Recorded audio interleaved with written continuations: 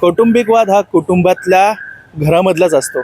बरीही तो नवरा बायकोमध्ये भांडणं झाले असेल किंवा सासू सासऱ्याचा त्रास असेल, तो देखील घरातल्या घरातच सोडवला जातो. यामध्ये बाहेरचं कोणी इन्व्हॉल्व्ह होऊ नये अशी इच्छा सगळ्यांची असते. मात्र हा वाद पोलीस स्टेशनमध्ये गेल्यानंतर आणि तो राजकीय पक्षांकडनं हाताळण्यात आल्यानंतर हा कुठेतरी वाद राजकीय दबावापोटी राजकीय दबावापोटी दाबण्यात आलेलं प्रकरण हे पुढे येतं. असंच एक प्रकरण पुण्यात घडलेलं आहे. वैष्णवी हगवणे यांना आत्महत्या करण्यास प्रवृत्त केल्याचा प्रकार समोर आला आणि त्यानंतर एकच गोंधळ उडाला. या प्रकरणी नवरा, सासू, सासरे हे फरार आहेत आणि प्रचंड अशी टीका त्यांच्यावरती होत आहे. तर याबाबत आपल्याबरोबर राजकीय पक्षाच्या काही महिला पदाधिकारी आहेत. त्यांच्याकडनं जाणून घेऊया नेमका हा वादासंदर्भात किंवा हे जे प्रकरण घडले त्या संदर्भात त्यांना काय वाटतंय. शिक्षा होईलच, पण यापूर्वी त्यांना शिक्षा का झाली नाही आणि हे सगळं प्रकरण जे 2 वेळा तक्रार दाखल करून पण याची दखल का घेतली गेली नाही. आपल्यासोबत पहिलं शिंदे गटाच्या उपनेत्या आहेत. ताई, काय सांगाल? तुमचेच मित्रपक्ष म्हणजे अजित पवार यांच्या गटाचे पदाधिकारी आहेत. त्यांच्या सुनेवरती हा अत्याचार झाला आणि तक्रार दाखल करून सुद्धा त्याची काही दखल घेतली आली नाही आणि तिला आत्महत्या करण्यास प्रवृत्त केलं आणि शेवटी त्या वैष्णवीने आत्महत्या केली. खरं तर ही माणुसकीला काळीमा फासणारी गोष्ट आहे. ते कुठल्या पक्षाचे आहे त्याच्या म्हणण्यापेक्षा हे माणसामधली एक विकृती आहे. कारण माननीय अजितदादा पवार यांनी सुद्धा सांगितलं की त्यांच्यावर कडकात कडक कारवाई झाली पाहिजे. त्यांना कुठेही पाठीशी घालण्याचा प्रश्न नाहीये. विषय हा आहे की पोलिसांनी कारवाई का नाही केली. पोलीस हे काय कुठल्या पक्षाच्या दावणीला बांधलेले नाहीयेत हे त्यांनी स्वतः समजून घेतलं पाहिजे. आज त्या वैष्णवीची मोठी जाव आहे, तिने सुद्धा याआधी पोलिसांमध्ये तक्रार दिली होती. म्हणजे तिने सुद्धा मारहाणीच्या वगैरे घटनांचा उल्लेख केला होता, परंतु त्यावेळेस सुद्धा पोलिसांनी दाद दिलेली नाही. आणि आज जे राजेंद्र हगवणे आणि त्यांचा दुसरा मुलगा जो फरार आहे, तर त्यांना तपासण्यामध्ये पोलिसांना एवढा त्यांना अटक करण्यामध्ये वेळ का जातोय? त्याच्यामध्ये त्यांना काय जामीन मिळवून देण्यासाठी कुठं मदत होतीये का किंवा त्यांना हायकोर्टात जाण्यासाठी कुठे मदत होतीये का?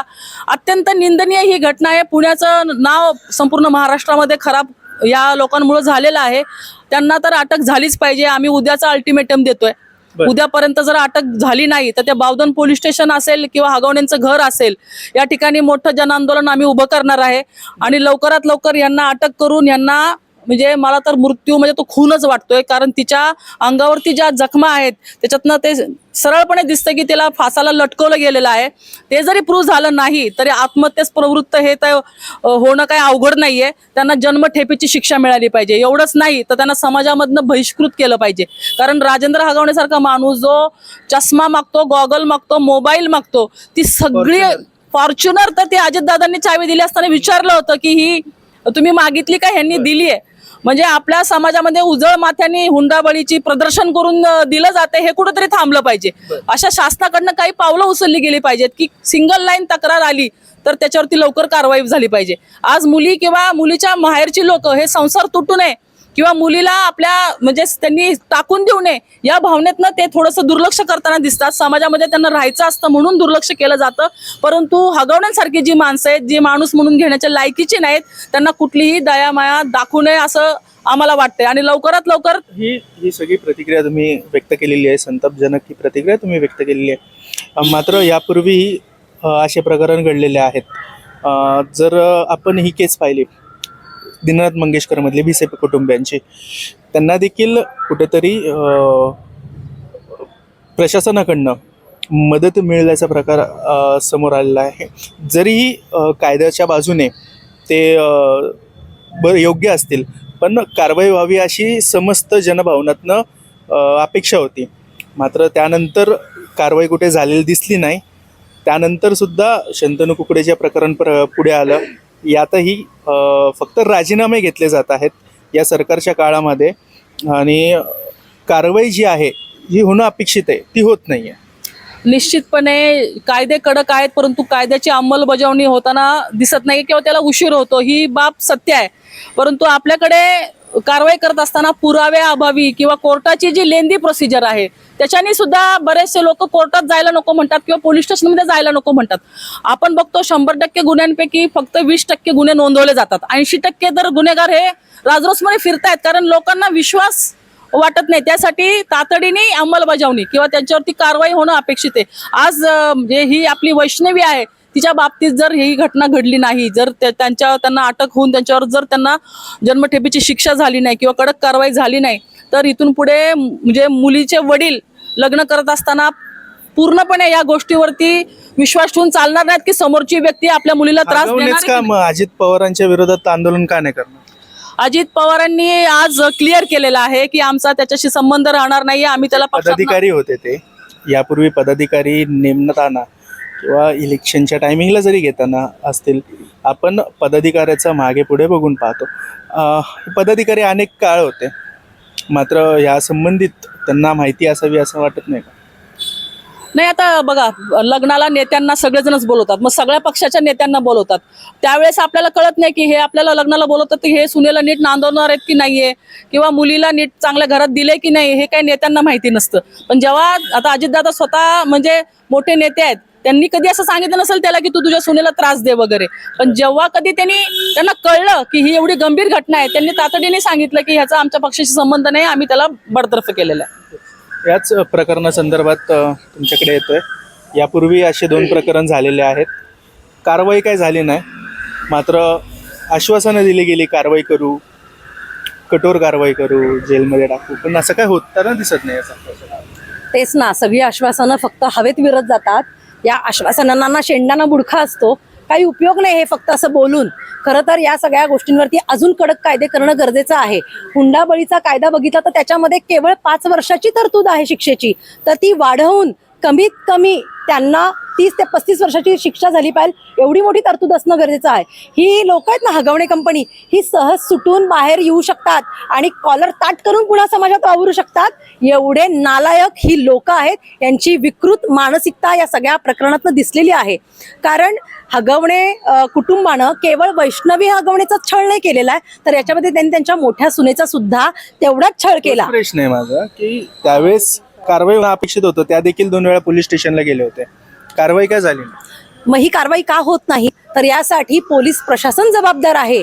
पोलीस महिलांच्या कुठल्याही तक्रारींना सिरियसली घेतच नाही. त्यांना त्याच्यामध्ये सांगण्यात आलं की सरकारी दबाव होता, राजकीय पक्षाचे नेते होते त्यानुसार त्यांनी बराच दबाव दिला होता. नक्कीच मग मी तेच सांगते आहे की पोलिसांनी अशा कुठल्याही दबावाला बळी न पडता तो सगळा दबाव झुगारून खरं तर महिलांसाठी कायदे का केलेले आहेत, त्यांच्या संरक्षणासाठी ते कायदे केलेले आहेत. मग त्या कायद्यांची अंमलबजावणी करण्याचं काम कुणाचं आहे तर ते काम पोलिसांचं आहे.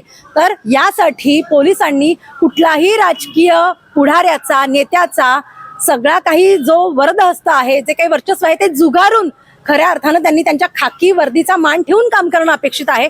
तुम्ही त्याच्यात शपथ घेता ना की सदरक्षण आहे, खलनिग्रहण आहे, तर त्याचा कुठंतरी तुम्ही एक मनामध्ये जाणीव ठेवा की महिलांसाठी आपण काम करणं अपेक्षित आहे. महिलांवरती जे अत्याचार आणि वेगवेगळ्या गंभीर घटना घडत आहेत त्यासाठी पोलीस सुद्धा जबाबदार आहेत. कारण पोलीसच या घटनांकडे दुर्लक्ष करतात. लेखी तक्रार देऊन सुद्धा त्याच्यावरती कार्यवाही केली जात नाही. तर या माध्यमातून मी सांगेल की देवेंद्र फडणवीस जे महाराष्ट्राचे गृहमंत्री आहेत त्यांनी याबाबत पोलिसांना कडक सूचना केल्या पाहिजेत की असे कुठलेही दबाव तुमच्यावर आले तरी तुम्ही तुमचं काम हे प्रामाणिकपणे बजावलं पाहिजे. याच्यात कुठेही कोणी मॅनेज होता कामा नये, नाहीतर पुन्हा वैष्णव हगवण्यासारखे अनेक बळी हे महाराष्ट्रातून जाणार आहेत. आणि यासाठी आईवडिलांनी सुद्धा सतर्क राहणं गरजेचं आहे. जेव्हा मुलीला सासरी अशा पद्धतीने त्रास होतो, जेव्हा मुलगी तो त्रास कथन करते आईवडिलांकडे, तेव्हा त्याच्याकडे दुर्लक्ष न करता गांभीर्याने याच्यामध्ये दखल घेणं फार आवश्यक आहे. अशा वेळी मुलीला धीर देऊन तिला तिच्या घरी हक्काच्या घरी माहेरी नेलं पाहिजे आणि तिचं पुनर्वसन केलं पाहिजे. तुमच्याकडे पुन्हा येतोय. आपण देखील एक राजकीय पक्षाच्या पदाधिकारी राहिलेला आहात मात्र घरात देखील एक सासू म्हणून वावरता, आपल्याकडे देखील सुने, पण काय वाटतं या सगळ्या प्रकरणानंतर? वाचलं असेल, आपण ऐकलं असेल, आज जो वैष्णवीचा अतिशय छळ झालेला आहे मला नाही वाटत तिने आत्महत्या केली असावी. तिची ही हत्याच आहे. जर तिने आत्महत्या केली असते अनेक तिच्या अंगावरती मारल्याच्या जखमा आहे. होऊ शकतं का त्या जखमेचा तिला वेदना सहन झाल्या नसेल, त्यामुळे तिने हे पाऊल उचलले असेल. पण तिच्या जावेने ज्यावेळेस पोलीस स्टेशनमध्ये कंप्लेंट करायला गेली होती त्यावेळेस जर पोलिसांनी योग्य कारवाई केली असती तर आज वैष्णवी कदाचित या जगात राहिली असती. वैष्णवीला पण असं वाटलं असेल कारण माझ्या जावेची जर तक्रार घेतली तर मी का जाऊ आणि मला कितपत न्याय मिळेल या भीतीने सुद्धा ती पोलीस स्टेशनमध्ये गेलेली नाही आहे. ज्यावेळेस तिच्या जावेवरती अन्याय अत्याचार होत होता आणि त्यांची जाऊ ही पोलीस स्टेशनला न्याय मागायला गेली होती त्यावेळेस ह्या लोकांनी पोलीस डिपार्टमेंटने दुर्लक्ष केलं. ह्याला पूर्णतः सरकार आणि पोलीस यंत्रणाच आजच्या ह्या अनेक घटनांना जबाबदार आहे. याच्या पुढे सासू सासरे दीर नणंद सगळ्यांना अटक होऊन त्यांना योग्य ती कारवाई करून त्यांना कठोरात कठोर सजा व्हावी हीच आमची सगळ्यांची एक अपेक्षा आहे. वागणूक ज्यांनी ते दिलेली आहे, जे ते वागलेले आहेत त्याबद्दल काय? नाही, चुकीचंच आहे ना. हा एक प्रकारचा हुंडाबळीच आहे. हुंडा घेणं देणं कायद्याने गुन्हा आहे तर मग त्या कायद्याची अंमलबजावणी पोलिसांनी केली पाहिजे ना. जर तुम्ही फॉर्च्युनर देता, 51 तोळे सोनं देता, चांदीचे ताटं देता तर ह्या लोकांची एवढी अपेक्षा असून सुद्धा आईवडिलांनी पूर्ण केली. ह्याला वडील पण जबाबदार आहे. पण जी काय घटना झाली ती निंदनीय आहे आणि ह्यांच्यावरती कठोर कारवाई झालीच पाहिजे हीच आमची मागणी आहे. या सगळ्या प्रकरणामध्ये मुख्य भूमिकेत जे समोर आले, आम्ही जेव्हा त्यांच्या मोठ्या जाऊ त्यांच्याबरोबर बोलल्यानंतर जेव्हा तिने सांगितलं की नणंद आणि सासू, नणंदच्या सांगण्यावरनं सगळं घर चालायचं. नणंद नेमकी आता ही काय भूमिका बजावते इतरांच्या घरात आणि या घरात काय फरक वाटतो? नणंद तर खरं एक बहिणीची भूमिका तिने बजावली पाहिजे की कारण एखादी मुलगी जेव्हा सून म्हणून आपल्या घरामध्ये येते ती नवखी असते. तिला सांभाळून घेण्याचं काम नंदेचं असतं. तिला त्या घरामध्ये सामावून घेण्याचं काम नंदेचं असतं कारण एक समवयस्कर वयाच्या त्या मुली असतात आणि अशा वेळी नंदेनी खरं तर ही अशीच भूमिका ठेवली पाहिजे की तू माझी आलेली एक बहीण आहे. परंतु ह्या केसमध्ये हे चित्र पूर्ण उलटं आहे. याच्यामध्ये तर तिने राक्षसीपणाचा कळस गाठलेला आहे. जी करिश्मा हगवणे नावाची मुलगी आहे तिने या दोन्ही सुनांना अत्यंत छळलेलं आहे.